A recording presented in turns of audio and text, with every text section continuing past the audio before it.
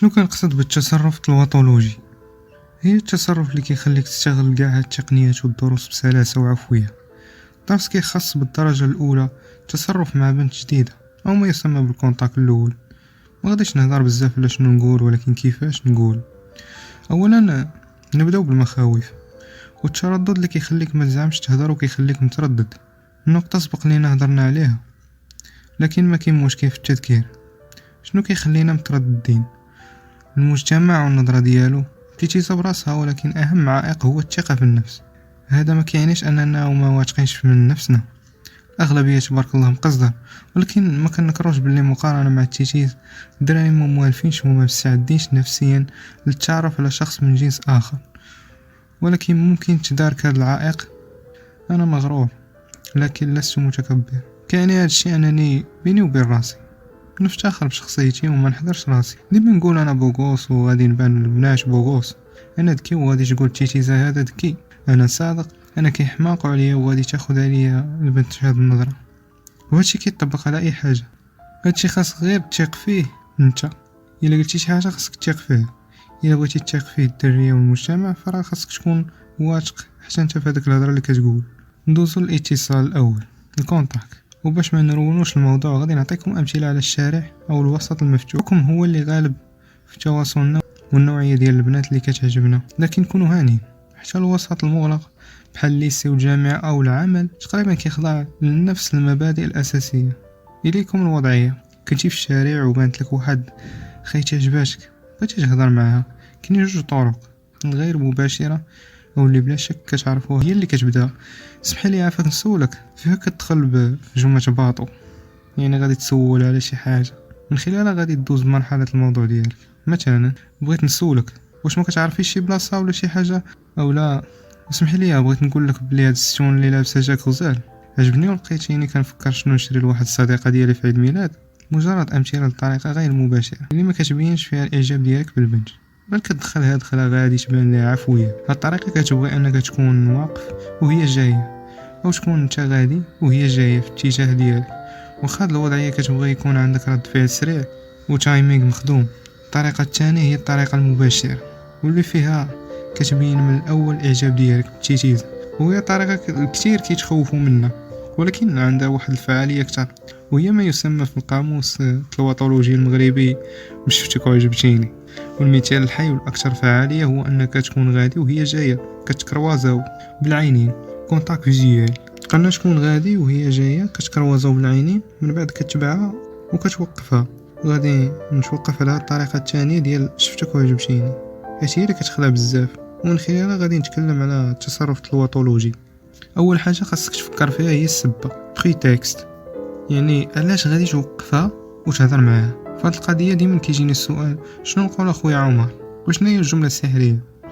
انا كنجاوب المهم ماشي شنو تقول وانما كيفاش تقول.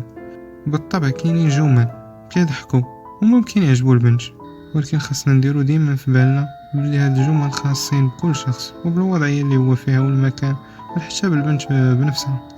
باش نفهمو اكثر ونبين لكم بلي الجمله ديال الدخله ماشي مهم، غادي نعطيكم مثال بالجمله التلواطولوجيه المغربيه العجيبه، شفتك وعجبتيني.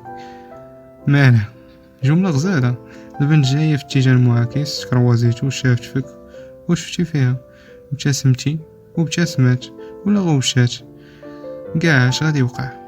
زيد في طريقك 4 ديال الخطوات، وإلا خدمنا المنطق حتى هي زادت في طريقها 4 ديال الخطوات.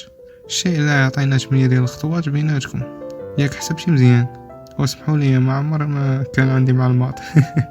المهم هي هذيك 8 خطوات. نرجع للموضوع، اسيدي غادي ترجع بالزربه عندها، وإلا جريتيها كاع ما كاين باس، وغادي تجي قدام وغادي تقول لها اسمحي لي شفتك دابا ديزا وبغيت نقول لك بلي عجبتيني. قلت مع راسي ضروري نهضر معاك، ولا ما يقدرش يجيني الناس اليوم. هو الصراحه اول مره كنشوف شي بنت لابسه كشكول حمر، نعطيها وقت بين الجمل باش تستوعب الهضره ديالي. الا ضحكات مزيان ولا قالت شي حاجه او سؤال او تحفظ نغياجي عليه على حساب شنو قالت. نظرا لكثره الاحتماليات كنقترح انكم تطرحوا اسئله على حساب الرياكسيون اللي كتسمعوا بزاف من البنت في هذا الموقف، وغادي نناقشوها. لكن لنحلل اولا، شنو درنا؟ اولا كونتاكت فيزيوال، حاجه جد مهمه لانك من خلالها غتخلي واحد الذكرى واحد تصور عليك لانها شافتك وما غاديش تفاجئ بزاف منين تجي عندها. ثاني حاجه قلت لك زيد بضع خطوات عاد رجع عندها. في هاد المده كتعطي وقت باش تخلي البصمه ديالك في الذهن ديالها، ولو مجرد ثواني هي كافيه باش البنت تقول مع راسها هاد الدري بوكوس. المهم خاص وقت باش السيالة العصبية توصل للدماغ والنخاع الشوكي ديالها ولا لا. دابا الجرية ديالك او المشية السريعة هو مزيان باش تشجع راسك من خلال المجهود العضلي وافراز هرمون الادرينالين اللي غادي يخليك تهدر بنشاط وعفوية بلا ما تعقد راسك وبالاسئلة السلبية من قبل. شنو نقول ليها؟ النقطة التالية هي انك تجي قدامها والهدف منها هو توقفها بكل بساطة. إلا لقيتي راسك قريب بزاف منها رجع شوية، وإلا شفتيها دقيقة تبدل الوضعية ديالك غير شوية باش تعطيها بالجنب. شفتك دايزة وبغيت نقول لك عجبتيني، هذا هو السبب علاش وقفتيها وباش شكرها راه وقفات لك. وبما ان السبب ديالك غير كافي او بالاحرى ديموضة، حيت بلا شك سمعت هاد الجملة مليون مرة، غادي نزيدو شوية ديال الفكاهة. تقدر تقول لها ضروري نهضر معاك ولا ما غاديش يجيني الناس ونحس بالذنب ونقدر نفكر في الانتحار بملفاي وهاواي. انا اكيد غادي تضحك لانك لطفتي الاجواء، ولكن غادي تنتظر منك الكمال. واش تقدر تقول لك من بعد ما تضحك شنو بغيتي؟ وبما انكم كتصنتوا الدروس ديالنا ما غاديش ننتظروا نسولكم والدور فيكم، بل غادي تقلبوا ليها الدواسه. تقدر تقول لها على الكشكول الحمر اللي لابسه الصراحه جا معاك كي بين كلاس منين شريتي؟ خديته من بلا بلا بلا بلا بعد جا معاك الصراحه. غادي ناخذ بحال بنت عمي عندها عيد ميلاد، غادي نفتح قوسين ونحل هذا التصرف الاخير. الا لاحظتوا انتقلنا من مواضيع ما عندها حتى علاقه ايجاب الفكاهه المدح عيد ميلاد تيم تفسير بسيط ومهم. كتسمعوا بجمله ديال كلا ليها الدماغ قلب ليها الدواسه، راه تماما الشيء اللي درنا. البنت الا عرفنا نقزو من موضوع الموضوع بسلاسه وخفه الدم كتفقد الخيط المنطقي ديالها وكتستسلم للعاطفه. هي كتركز شنو كتقول باش تعرف النوايا ديالك، ولكن انت مطول وكتعطيهاش وقت باش تحصلك. اللي كيوقع هو انها كتخلى على التفكير العقلاني وكتولي في التفكير العاطفي. انا عوض ما تحلل واش هداك الشيء اللي قال صادق ومنطقي، كتولي مشحون عاطفيا وكتفكر في الابتسامه ديالك والنبره ديال الصوت ديالك وفي الهواء العالي والعصافير تزقزق.